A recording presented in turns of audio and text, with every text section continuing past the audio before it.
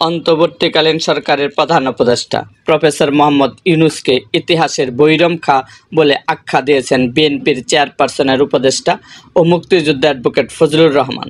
শনিবার 15 মার্চ একটি বেসরকারি টেলিভিশন চ্যানেল এর টকশোতে একথা বলেন তিনি বলেন, ইউনূস সাহেবের মতো নোবেলজয়ীর এখনই হুঁশ হওয়া উচিত, না হলে উনি কিন্তু শেষ পর্যন্ত নির্বাচনটা দিয়ে যেতে পারবেন না এবং উনি নিরপেক্ষ থাকতে পারবেন না। ওনাকে আমি বলবো, এই অন্ধকারটা সরানোর জন্য আপনার হাতে একটি শেষ অস্ত্র আছে। সেই অস্ত্রটা হলো উনি সব মানুষকে ডেকে বলবেন, সবাই আসেন আমার সাথে, আমি সবারই নেতা। কিভাবে এই দেশটাকে ঠিক করা যাবে একটা নির্বাচনের মাধ্যমে, কিভাবে এটার সাথে যুক্ত হতে চান আপনারা বলেন। তখন সমস্ত রাজনৈতিক দলগুলো বলবে আপনি একটা জাতীয় নির্বাচন দিয়ে দেন। ফজলুর রহমান বলেন, ম্যাক্সিমাম ডিসেম্বরের মধ্যে যদি উনি ফেয়ার নির্বাচন দিতে পারে, যা দিতে পারবে বলে আমার মনে হচ্ছে না, কারণ তিনি হলেন ইতিহাসের বৈরমখা।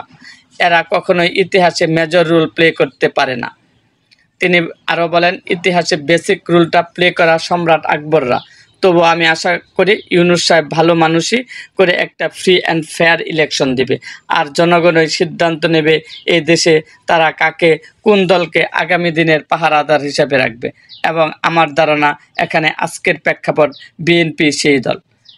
এরকম আরও ভিডিও পেতে এবং রাজনৈতিক অঙ্গনের নানা ঘটনা ও ইতিহাস জানতে আমাদের মুক্তাগাছার ইতিহাস মিডিয়া ইউটিউব চ্যানেলটি সাবস্ক্রাইব করুন এবং পাশে থাকা বেল আইকনটি বাজিয়ে দিন।